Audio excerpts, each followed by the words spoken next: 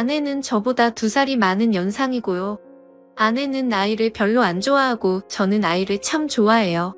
그래서 결혼 초에 아내에게 아이들을 낳고 싶다고 했지요. 나만 주면 내가 정말 책임지고 다 키운다 하고 아내도 좋다고 하여서 임신 시도를 했습니다.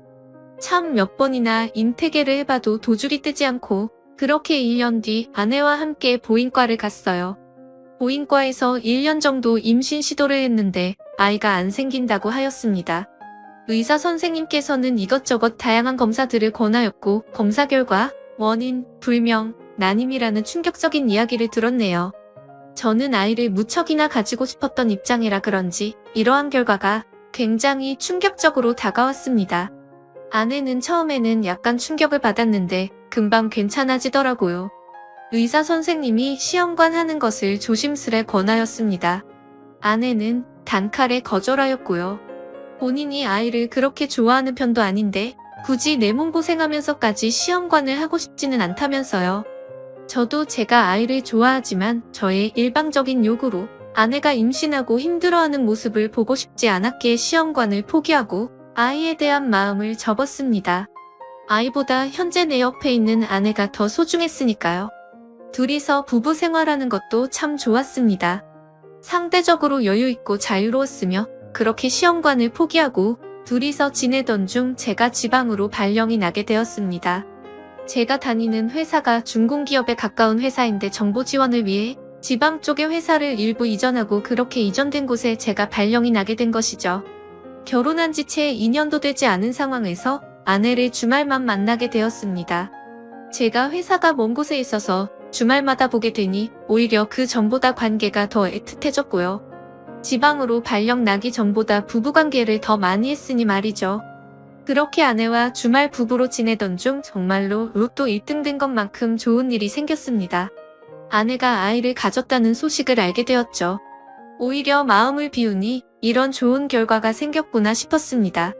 그렇게 아내는 무사히 아이를 낳았습니다. 포동포동 귀여운 아들이었죠. 아이는 무럭무럭 커서 유치원에 입학을 했어요. 그런데 유치원에 입학을 하자 제 아들이 도대체 누구를 닮았냐는 말을 그렇게 많이 들었습니다. 저희 부모님도 성진아 대체 우리 손자는 누구를 닮아서 쌍꺼풀이 이렇게 진하냐? 우리 집안에는 손자처럼 쌍꺼풀 진한 사람이 없는데 며느라가도 무쌍에 혹시 사돈댁에 저런 쌍꺼풀이 있나? 며느라이도 그렇고 너도 그렇고 콧대가 그렇게 높은데 어떻게 우리 손자는 콧대가 신기하게 저렇게 낮지? 아직 아가라 그런가 희한해 이런 말을 듣다거나 유치원에 아내와 함께 아들을 데리러 갈 때면 유치원 선생님이 저와 제 아들을 번갈아 보면서 어머 성수, 아버님이세요?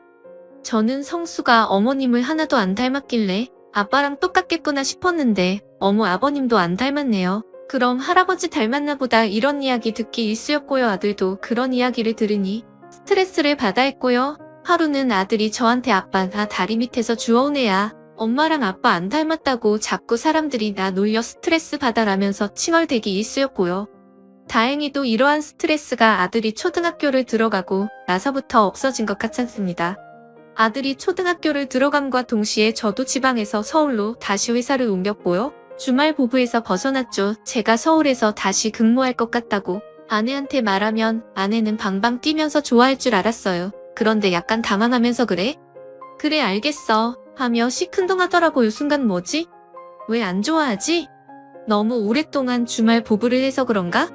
라는 생각에 서운하였습니다. 그런데 서울에서 근무를 하니 새로운 환경에 새로운 팀원들과 일하는 것이 힘들었습니다. 그렇게 근무로 인한 스트레스로 저는 불면증의 위험까지 걸리게 되었죠. 아내는 그런 저의 모습을 보고 이것저것 자기 전에 약을 챙겨줬어요. 신기하게 아내가 준 약을 먹으니까 잠을 푹 잘 수 있게 되었죠. 아내가 감태초 출물이라는 알약과 마그네슘이랑 알 수 없는 각종 약 사다 시오아를 매일 먹었지요. 그러다 하루는 회사에서 근무하는 내내 담이 너무 쏟아지는 겁니다. 그래서 커피 한 모금만 먹어도 리스크 온 제가 아메리카노 2잔을 마셨지요. 그날도 평소와 같이 아내가 약을 챙겨주었고 잠이 들었어요. 낮에 커피를 많이 마셔서 그런지 잠을 푹 못 자고 계속 선잠을 자다가 새벽 3시, 4시쯤 아내가 옆에서 자꾸 움직이는 소리에 완전히 잠을 깨게 되었지요. 잠을 깨서도 그냥 눈을 감고 있었습니다. 그런데 옆에서 아내가 잠옷을 벗고 다른 옷으로 갈아입는 소리가 들리더라고요. 옷을 다 입은 아내가 누구한테 전화를 하더라고요. 그렇게 전화를 걸며 눈을 감고 있는 제 얼굴 위로 아내가 손바닥을 왔다 갔다 하면서 제가 잠에 푹 잠들었는지 확인을 하더라고요. 눈을 감고 있어도 아내의 손 움직임이 다 느껴졌습니다. 제가 눈을 안 뜨고 계속 푹 자는 척을 했지요. 전화 연결이 되자 아내는 아주 작은 목소리로 충격적인 말을 하였습니다. 자기야, 남편놈 잤다. 확실히 수면제 빨이 좋네. 자기 말한 대로 마그네슘이랑 감초 추출물이랑 이것저것 영양제 섞어서 주니까 의심 안 하고 잘 먹네. 우리 오늘 놀이터에서 할래? 아니면 우리 집 근처 상가 복도 어때? 거기 복도 CCTV 없어 보이던데? 여튼 자세한 장소는 나가서 이야기할게. 남편 깰까 무섭다. 끊어. 라고 하더라고요. 그 소리를 들은 저는 심장이 벌렁벌렁하고 온몸에 피가 거꾸로 쏠리는 느낌이었습니다. 그렇게 전화를 끊은 아내는 저를 혼자 방에 두고 나갔지요. 아내가 나가고 현관문이 닫힌 소리가 들리자 저는 침대에서 나오고 전등을 켠 뒤 멍하니 앉아 있었습니다. 오만가지 생각이 다 들었어요. 도대체 언제부터 이런 짓거리를 한 거지? 내가 서울로 발령 났다는 걸 듣고 별로 안 좋아했던 이유가 이건가? 에서부터 시작해서 설마 우리 아들이 내 아들이 아닌 건 아니겠지? 라는 생각까지 들었네요. 아내는 낮에 아들을 챙기느라 불륜할 시간이 없으니 밤에 저를 수면제 먹여 재우고 새벽에 나가서 불륜질을 했던 겁니다. 그렇게 온몸에 힘이 풀리고 눈물이 나오려고 하는데 억울함과 분노의 감정이 더 커서 목으로 울음을 삼키고 있던 중 이대로 있으면 안 되겠다. 이 연놈들을 잡으러 가야겠다는 생각이 들었습니다.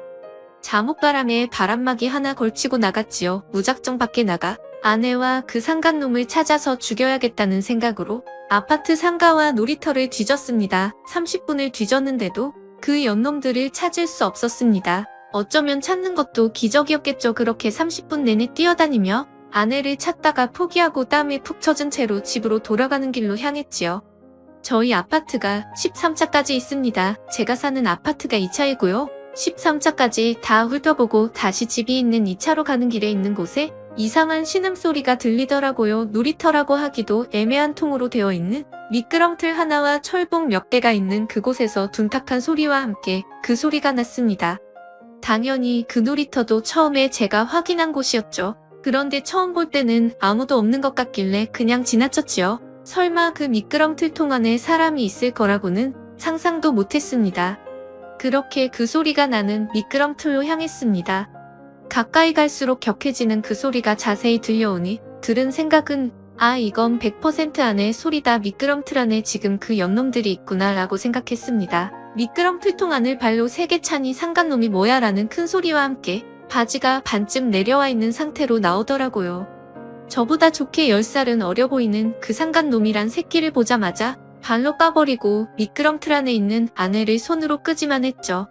깨악 뭐야 하는 아내의 비명소리에 저는 뭐긴 뭐야? 네 남편이지 라는 소리와 함께 아내의 멱살을 잡아서 제 얼굴을 보게 했지요. 아내는 저를 보자마자 더 큰 소리로 비명을 지르더라고요. 저는 말했지요. 미쳤니? 미쳐도 단단히 미쳤구나. 이 더러운 년아, 네가 지금 밖에서 뭐하냐? 짐승이냐? 네가 이런 성향인지는 꿈에도 몰랐네. 너 언제부터 이딴 짓 하고 다닌 거니? 저 새끼랑 대체 언제부터 이런 짓 하고 다닌 거냐고. 진짜 더럽다니네. 오만정이 다 떨어져. 네가 그러고도 사람이냐? 라고 하니 아내는 울면서 아니야 아니라고. 너가 오해하는 그런 거 아니라는 말만 되풀이 하더라고요. 말도 안 되는 씨알도 안 통하는 변명만 하더라고요. 아내에게 쌍욕을 퍼붓고 그 남자를 쥐업해주려고 돌아봤는데 그놈은 곳에 도망간지 안 보이더라고요. 그렇게 아내와 깽판을 치고 그날로 아내를 집에서 내쫓았습니다. 그 후 친정 확인 검사를 했는데 아들이 제 아들이 아니더라고요. 그렇게 어렸을 때 아들 도대체 누구 닮았냐는 소리를 귀가 떨어지도록 들었는데 이제야 알겠네요. 아내가 저 몰래 바람난 놈 얼굴을 빼다 박았겠지요. 참 결혼 초반 원인 불명 난임인 상황에 자연 임신했다고 좋아했는데 그게 다른 남자 씨일 줄이야. 도저히 아들 얼굴 보며 살 용기가 안 나서 아들도 엄마 따라가라고 하고 짐 바리바리 싸서 내보냈고요. 처가에도 이 사실을 모두 폭로했고 처가 때 완전히 뒤엎고 나왔습니다. 많이는 아니지만 제가 알고 있는 아내의 지인에게도 이 사실을 말했고요. 아내의 개망신이라도 당해라는 마음으로요. 집에 있는 아내 관련한 모든 물건들을 버리려고 했는데 스티커 사서 폐기물 버리는 돈이 아깝더라고요. 그냥 초가 댁에 아내와 아들 관련 물건들을 싹 다 보냈습니다. 택배비는 처가가 부담하라고 하고요. 그 후 소송을 시작했습니다. 친생부인 소송 그리고 위자료 소송 이혼 소송 친생자 관계보존제 확인 소송에 상간남도 고소를 했습니다. 소송 과정 중에 알게 된 건데 그 상간남과 아내는 인터넷에서 야외에서 하는 걸 좋아하는 커뮤니티에서 만났다고 합니다. 그 상간남도 유부남이었고요. 참 세상에 더러운 사람 많네요. 결국 기나긴 시간 끝에 모든 소송에서 승소하였고 아들이었던 놈도 호적에서 없앴습니다. 양육비를 지급할 필요가 없게 된 것이었죠. 정말 제 인생에 이런 막장보다 더 막장 스토리가 생길 줄은 꿈에도 몰랐네요. 그냥 이제는 혼자 살렵니다. 여자고 아이고 뭐고 다 필요 없네요. 인생 참 힘드네요. 오늘은 양주나 냅다 마시고 잠들어야겠습니다. 글을 쓰다 보니 그때 감정이 올라와 힘이 드네요. 제 글을 읽어주시느라 수고 많으셨습니다. 다음 사연입니다. 구독, 알림 설정까지 부탁드립니다.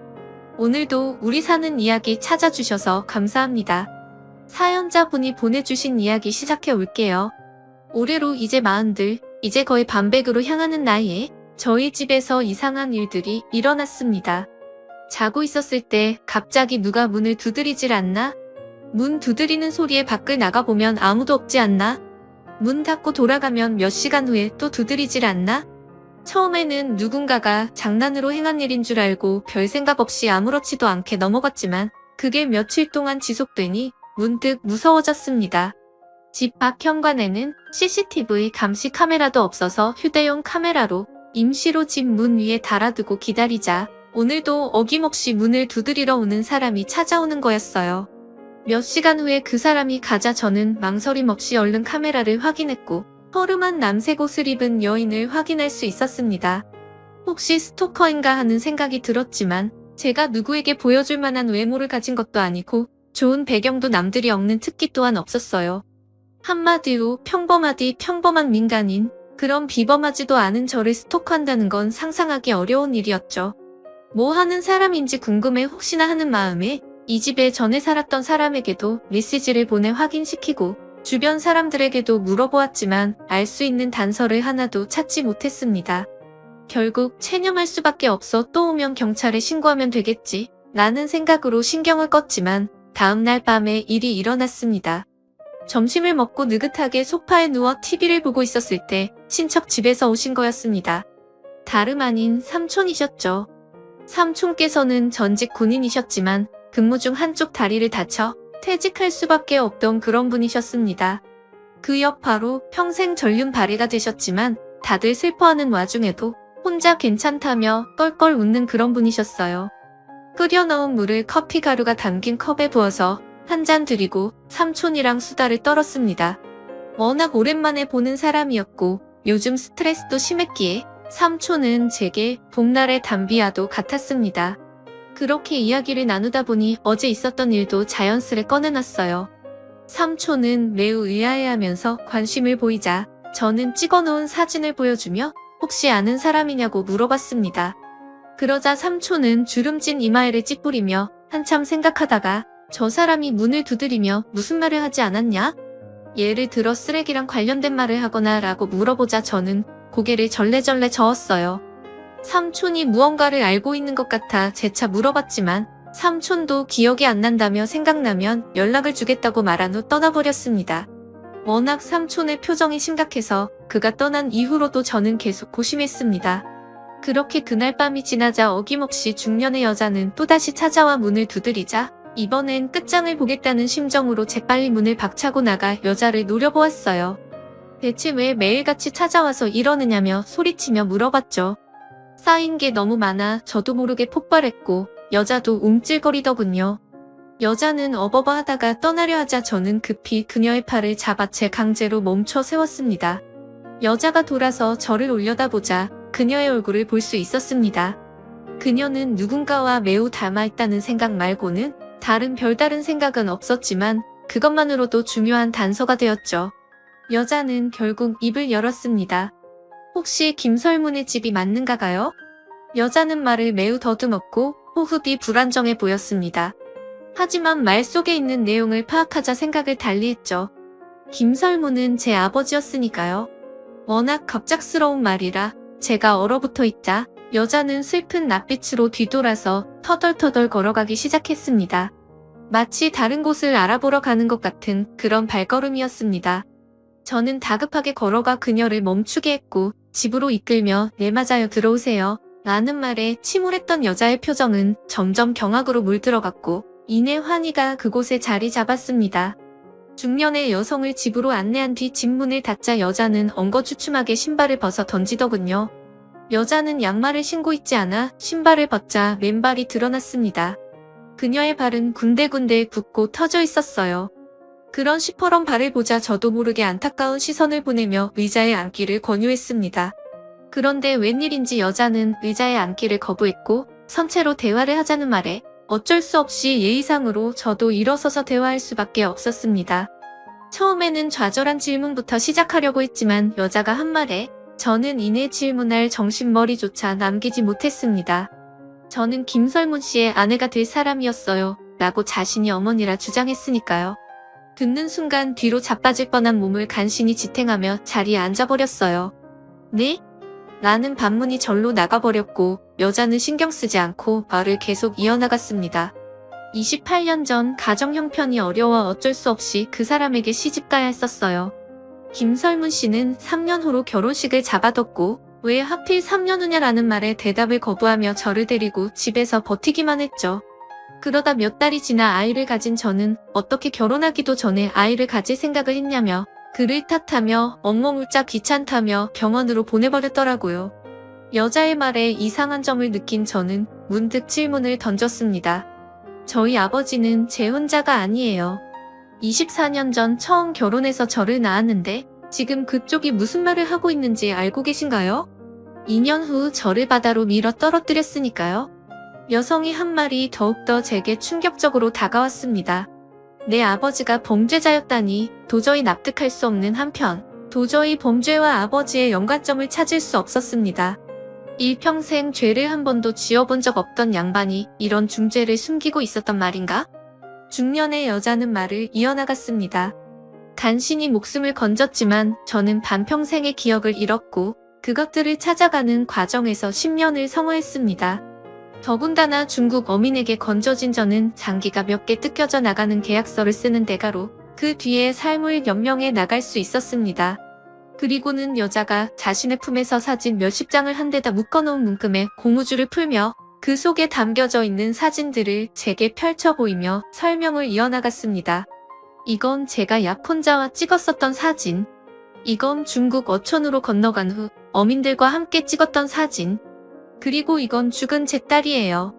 시체가 담겨져 있는 사진까지 보자 구역질이 나와 더 이상 듣지 못하고 밖으로 뛰쳐나가 버렸습니다. 그 길로 아버지는 집으로 찾아가 그게 사실인지 물어보았고 이야기를 전해들은 아버지는 영문을 모르겠다는 듯 고개를 절레절레 저었습니다. 곁에 있었던 어머니도 무슨 말도 안 되는 소리냐며 자신은 남편 곁에서 30년 넘게 있었는데 그런 여자는 생전 처음 들어본다고 말했고요. 결국 아무것도 알아내지 못했고 집으로 돌아가려 했던 그때 문득 위화감이 들어 아버지에게 몇 가지 더 물어보았습니다. 질문을 받은 아버지도 표정이 점점 굳어지셨고 이것 참 큰일이구나라고 하며 서둘러 외투를 건치고 나가버리시더군요. 아버지의 대답을 들어버린 저 또한 크게 깨달은 게 있어 곧바로 집으로 향했습니다. 그리고 기다리고 있었던 중년의 여자를 데리고 그 길로 한 곳에 찾아갔고요.